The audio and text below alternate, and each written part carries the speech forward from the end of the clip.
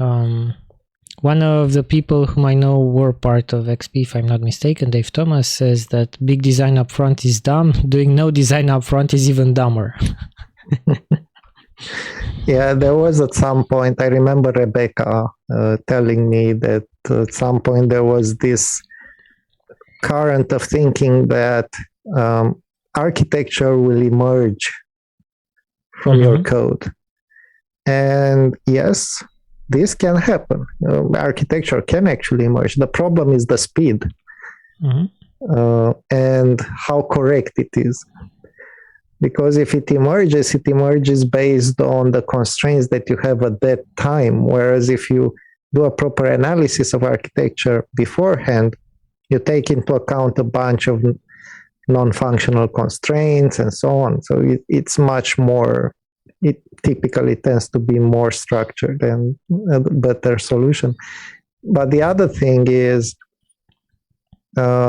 if you want to emerge architecture, the way to do that is by extracting modules and refactoring modules and so on at all times. And this is a very costly and slow process.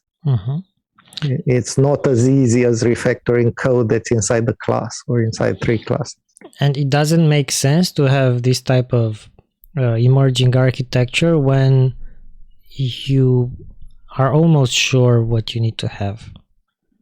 But it does make sense when you are almost unsure what you need to have. Yeah, and I think that's where XP is slightly different from the other approaches, because the goal of extreme programming is to offer you a way of working in a very unpredictable environment. So that's why you have the architectural spikes, right? Exactly. So you have all these kinds of methods where you have spikes.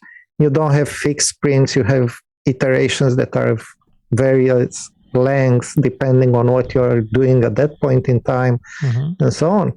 Everything adapts to the speed of change around you. And that's what extreme programming is about.